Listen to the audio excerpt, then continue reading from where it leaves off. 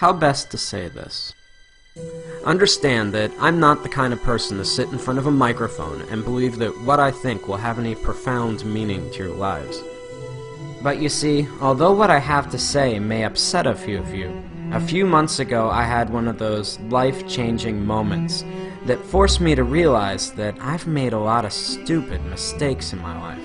And you know what they say, make films about what you know. The problem was, why should the thousands of you now watching this believe me when I say that video games were to blame? Understand that I've played video games my entire life, starting with Atari and Nintendo, right up till just a few months ago. Over the years, I could only calculate that I've lost thousands of dollars and tens of thousands of hours of my life to them. But when I considered their effect on my life, I had to face the fact that years of gaming had not made me smarter, and button mashing had not improved my reflexes. I was not a kung fu master, I couldn't properly swing a sword, and in a zombie apocalypse, I probably wouldn't last 5 minutes. We often forget that video games are entertainment. That means beyond making you feel good, they have no lasting value. Regardless of how important it may feel to you, there is no place on a resume for Xbox achievements. The real pain behind my years of video game addiction was that I never realized their true costs. Sure, it was just a few hours here or there, but over 3 decades, I'm not just sickened now by the amount of my life I've spent, but more so by all the important stuff that I willingly pushed aside to make time for games. For the sake of entertainment, I was willing to give up sleep, health, and ambition. For what? We fool ourselves into thinking that virtual achievements and virtual friends are adequate substitutes for real-life ones.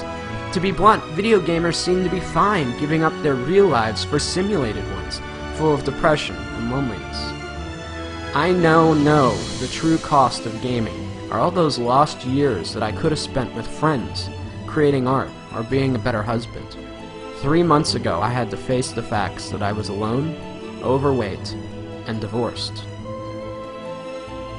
If there's a moral to this lecture, it's that as much as we may want one, life does not have continues. For much of my life, I was eager to trade away countless opportunities, friendships, and love for experiences that don't really exist. I guess what I'm saying is, it took me a long time to figure all this out, and along the way, I missed out on a lot of life.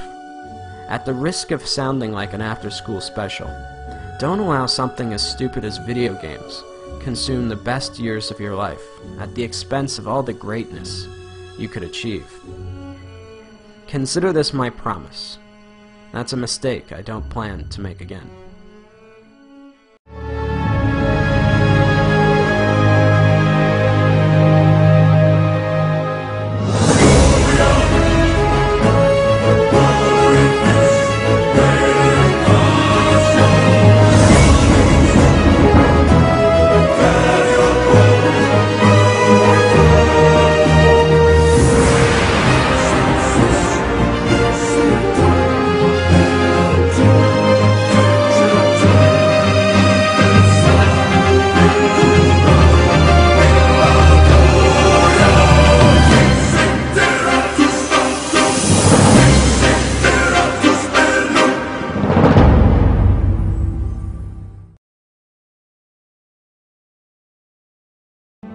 Now, I know a lot of you are going to be angry or confused over the things that I'm saying.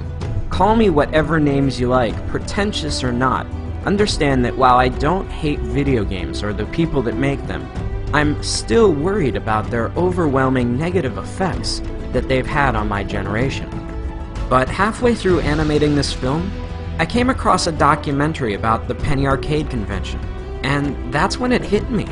Healthy gamers do not dwell away on the games, but instead embrace the community.